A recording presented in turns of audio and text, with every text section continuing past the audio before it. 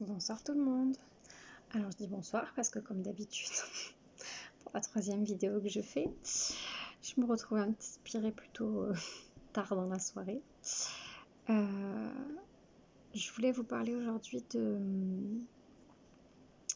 tout ce qui concerne les bagages un petit peu transgénérationnels. Je voulais partager avec vous une lecture que je suis en train de faire donc c'est Alexandro Jodorowsky, La famille, un trésor, un piège. Voilà, donc il a été l'inventeur de la dénomination de la métagénéalogie. C'est un joli pavé, mais c'est vrai qu'il a... je m'étais un petit peu intéressée justement à toutes les transmissions par rapport au niveau familial, parce que j'avais... lors d'un salon en fait de la femme ou du bien-être, je ne sais plus, l'année dernière, j'avais eu la chance d'assister à une constellation familiale. Donc j'avais été ravie de la séance. Vraiment, ça avait été une super expérience. Donc je vais vous expliquer un petit peu le principe. C'est-à-dire que donc il y a un groupe de personnes. Il y a une personne principale qui arrive avec une problématique. Donc elle exprime en fait quelque chose qu'elle fait de manière régulière qui lui gâche la vie ou qui la dérange ou qui l'empêche d'avancer. Et de là, en fait, il va y avoir une disposition de chaque personne qui sont présentes, donc du coup qui ne se connaissent absolument pas entre elles. Et la personne principale qui est là pour sa problématique va disposer les gens, qui correspondent aux personnes de sa famille, qui doivent en fait prendre le rôle de chaque personne proche dans la famille. Donc la sœur, les parents, le frère, les enfants qui sont décédés, les grands-parents, voilà. Donc c'est elle après qui sélectionne. Donc bien sûr il y a la personne qui met en scène tout ça, hein, qui dirige tout, qui est donc la personne professionnelle du coup. Je suis désolée, j'ai la table qui bouge. Et donc pendant toute cette mise en situation, au fur et à mesure, en fait, l'avancement de la situation est juste bluffante, puisqu'en fait, je pense qu'il y a des mémoires en fait inconscientes qui se mettent, et la personne qui a la problématique, je pense, sait qui choisir en fonction des choses qu'il va y avoir à régler par rapport à chaque membre de sa famille.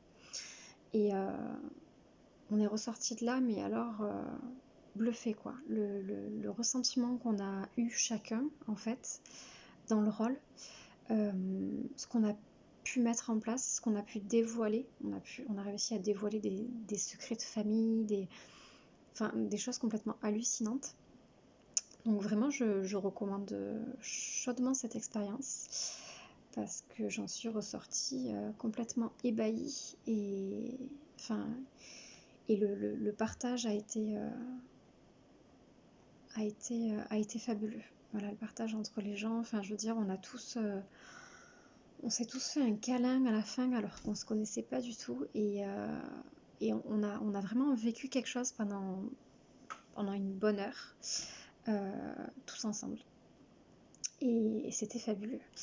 Et donc c'est à partir de ce moment-là que moi j'ai commencé à m'intéresser à tout ce qui était familial, problèmes transgénérationnels qui se répètent en fait, et donc les blocages familiaux qui nous impactent directement en fait sur nos propres blocages personnels.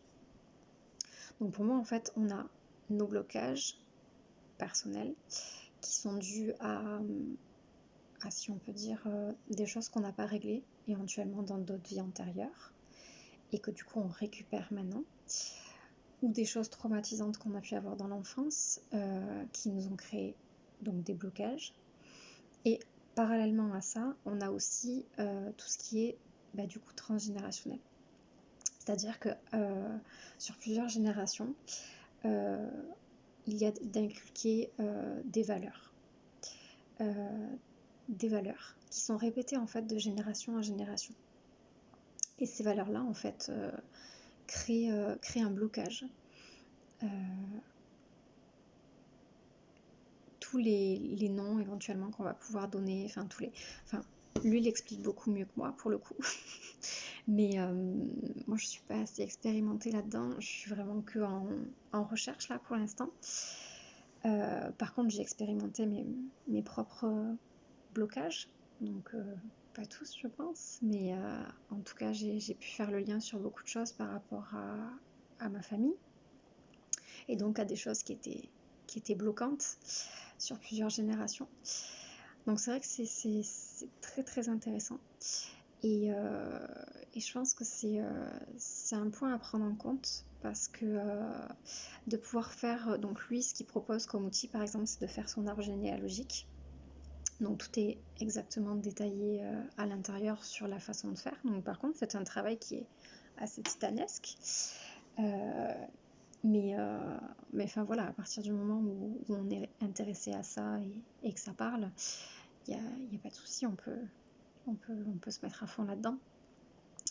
Et donc voilà, enfin du coup je suis vraiment qu'au début là, mais la première partie, il y a beaucoup de choses super intéressantes que j'ai pris en ligne de compte. Enfin voilà, du coup je me suis fait mon petit... voyez, je me suis fait toutes mes petites surlignures sur les choses qui m'avaient énormément plu. Et il y a une phrase d'ailleurs en particulier que je voudrais vous partager, c'est que donc pour guérir, il est nécessaire que le patient devienne ce qu'il est véritablement et qu'il se libère de l'identité acquise, ce que d'autres ont voulu qu'il soit. Voilà, donc là on va parler de l'éducation justement.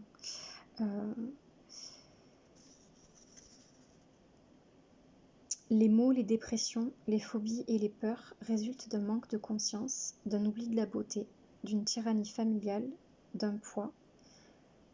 du poids d'un monde accablé de traditions et de religions obsolètes. Pour guérir un patient, c'est-à-dire l'aider à développer ce qu'il est réellement, il faut pouvoir le rendre conscient du fait qu'il n'est pas un individu isolé, mais le fruit d'au moins 4 générations d'ancêtres. Il est possible de se connaître soi-même si l'on ne connaît pas l'héritage matériel. Excusez-moi, il est impossible de se connaître soi-même, la nuance est importante, si l'on ne connaît pas l'héritage matériel et spirituel de son arbre généalogique. Voilà, enfin, du coup j'en ai coché plein, mais c'est vrai que pour moi, voilà, enfin si ça vous parle et que du coup vous êtes dans cette démarche-là, c'est pour moi c'est vraiment un point très important à prendre en ligne de compte. Donc moi, pour mon expérience personnelle, jusque-là je n'ai jamais fait d'arbre généalogique. Par contre, voilà, je sais que depuis plusieurs années j'ai récolté énormément d'informations, voilà, concernant ma famille. Et il n'y a pas que moi qui fais ce travail-là. Donc du coup, on a pu avoir vraiment des informations importantes et du coup, une collecte très intéressante qui m'a permis en fait de faire pas mal de déblocages. Voilà, donc c'est tout ce que je voulais vous dire ce soir. Voilà, vous parler par rapport au transgénérationnel. Et je vous invite aussi, alors donc là, l'écrivain dont je vous ai parlé, en fait, c'est un... je vous invite vraiment à aller sur YouTube si vous êtes intéressé pour voir des conférences le concernant. Il a fait pas mal de films aussi, donc moi je compte très prochainement les visionner, parce que ça m'intéresse beaucoup de voir. Donc il a un style qui a l'air très très décalé, mais voilà, j'ai tellement bien aimé la personne que ça m'a donné envie d'en découvrir un peu plus. Voilà, donc la suite sur une prochaine vidéo. Je vous donnerai mes ressentis par rapport au film.